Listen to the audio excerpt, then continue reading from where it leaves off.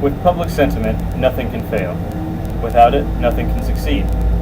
Abraham Lincoln made this statement believing that the public controls the success or failure of something. NASA uses this as a sulky reminder to its decline in recent years. NASA is one of the biggest government-funded programs, but is continually on the butt end of cost cuts and has been having to make some cuts of its major programs.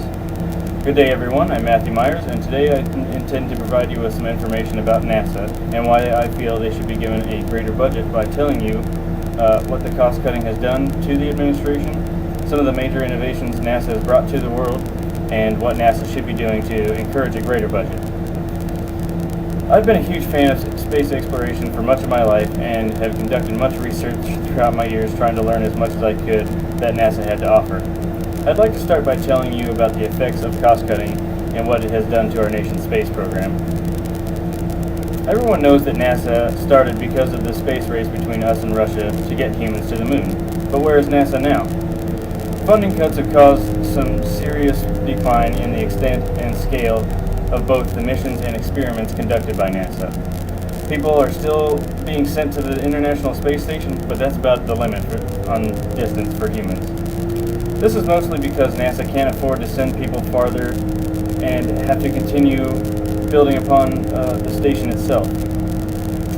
This also means that the biggest experiment going on up there seems to be the effects of short-term zero gravity on humans.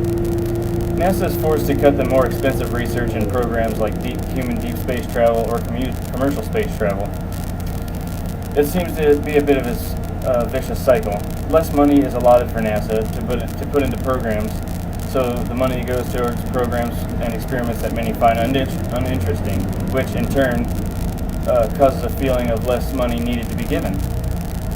The real dream of spaceflight is to continue out beyond what we know and see what else is out there. But we can't because NASA can only seem to afford to advance current satellites and expand on existing research because they cannot afford the much wanted exploration factor of space travel. As you can see, the funding cuts have caused some serious negative effects of what NASA does, but I'd like to show you what NASA has done, that NASA has done quite a lot for advancing our lives as civilians. So much of what NASA does, along with the space exploration, is improve the quality of life at home. So I'd like to talk to you about a few of the things that many use on a daily basis. So I'd like to list and talk about a few of my favorites. Invisible braces have become quite the hit since having them is way better than having a mouthful of metal. The braces are made from a sort of translucent plastic that was originally designed to be a protective coating for heat-seeking missiles and the nose of the shuttle for when it returned to Earth. The plastic is hard and rigid enough to use as braces since it can hold teeth and move them around in your own mouth. Memory foam anything, comes from NASA innovations as well. The memory foam was made for the need to lessen the impact of landings on the astronauts' bodies. The polyurethane silicone plastic was brought to the homes originally for use as mattresses and expanded to so many uses in things like motorcycle seats, airplane seat cushions. Some of the football teams even use the foam in their players' helmets. Many don't realize, but the small cordless power tools are around because of space travel as well. The cordless drill was the first tool used and was designed for astronauts to use on the moon to drill into the surface and gather samples. It needed to be compact and powerful to maximize the effectiveness of its battery. Ever since then, the cordless power tool market has grown quite considerably to almost any hand tool you could need, all thanks to NASA and Black & Decker.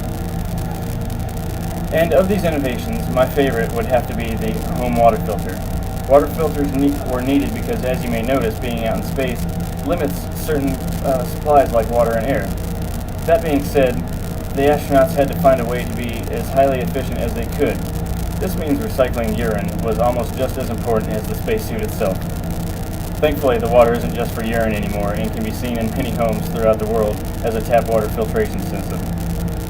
Well, now that you know what NASA has done to so simply advance all of our lives, I would like to talk to you about some of the things that can be done to help NASA continue to not only improve our lives, but also give us a real sense of space exploration going on. NASA has done quite a lot since its inception. But through the decrease in the space race, a growing of experiments to find out more about what life is and what can be done to improve. Excuse me. The interest of the public has declined considerably. So I'd like to talk to you about what can be done to improve NASA as a whole. First of all, a higher budget should be allotted for NASA. NASA's budget for fiscal year 2012 was about $18.5 billion of the U.S. federal budget. And as you can see from this pie chart that was found on whitehouse.gov, the only amount allotted for space science and technology only accounts for 1.2% of the federal budget. NASA falling into that category made up less than 0.57% in fiscal year 2012. NASA only accounted for approximately 1/2 of 1% of the total. 1/2 of 1%. Clearly not enough is being spent on advancing what could be our space exploration. According to NASAcost.com, that means half a penny on every tax dollar went to NASA, and the average American paid only about $9 in taxes to them in 2009. More money means cooler stuff. Instead of just hearing about how fish can swim in space and the growth rate of a plant in a cup in zero gravity, I believe having the funding to do the cool stuff that we want to see would mean greater interest in the space exploration, leading to greater discoveries and technologies, which, opposed to the negative effect of the public's lack of interest I spoke of earlier, means more funds would be allotted for NASA and space travel. NASA should really be taking the high-risk reward type missions that they want. Instead of just seeing what's out there with telescopes, they should really be looking at how to more immediately get people into space and beyond. People have always loved space exploration, loved exploring and expanding, and space is no different.